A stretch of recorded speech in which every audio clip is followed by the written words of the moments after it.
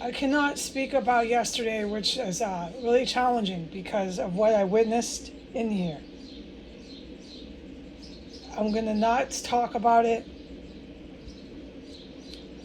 and I'm going to take down this terrorist cell myself if I have to in order to talk about what I survived. Because I know there are some Americans, not a lot, that care about survivors of violent domestic or foreign terrorism. And I can say in my life story that I was a survivor of both foreign and domestic. I never saw that coming. They tortured me and tried to cut off my head every day. If it wasn't for the Navy SEALs and the GRU, there are times they would have been successful. If it wasn't for the way I'm born,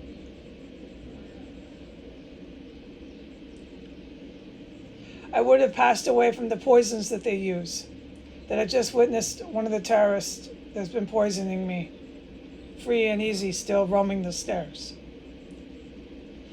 When that terrorist went down the stairs, a gang of white guys entered a backyard.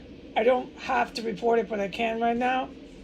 And they're out there yelling at the top of their lungs to the moon, barking to the moon and back in the backyards as that one went down the stairs.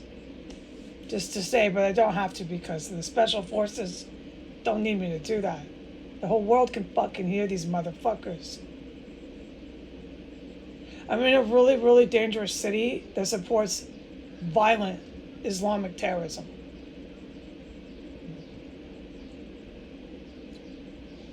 They've tried to poison me, cut my head off every day, and they killed so many people around me. Like yesterday and all the shit I witnessed yesterday, I can't say a word about it. But it's those kind of things that I do that will keep me safe so I can someday talk about it. Because these fucking deranged people in their backyards and crawling up and down the stairs, sawing people up and eating the organs, are not going to tell me what I can and cannot talk about. They're not taking my country or taking over my government.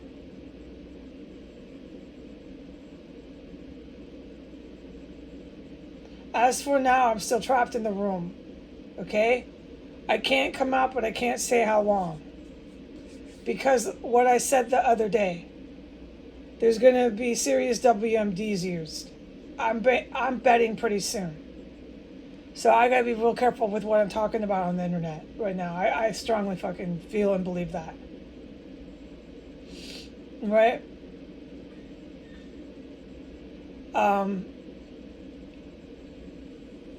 And you know what? To the world, to tell anybody that stands against radical Islamic terrorists and stands against domestic Christian terrorists, these Christian ones are fighting to rid the world of blacks and Jews.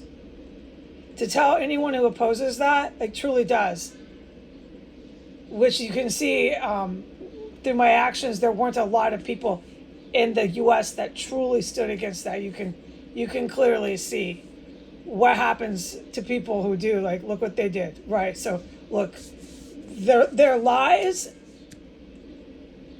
and their hypocrisy here really played themselves out. It really played out. And part of that was surviving all the poisoning. It just showed what they really do to people who speak against them. And it showed how many were actually really with them, with this tyrannical fascism that swept my population. There's many variables to why so many in the U.S. population got swept up. Of course there is. There's a total science and study to be had. But I can't hardly speak in here. And I'm just clinging to my humanity and saying, I do matter. No, you can't chop my head off or poison me and then tell me, hey, we're going to steal everything you do on the internet And you don't fucking matter at all. Let's go get a martini and write about our martinis. And why don't we light our room up with some martini gas while we sit at the bar and laugh about it? This is what I faced in the United States.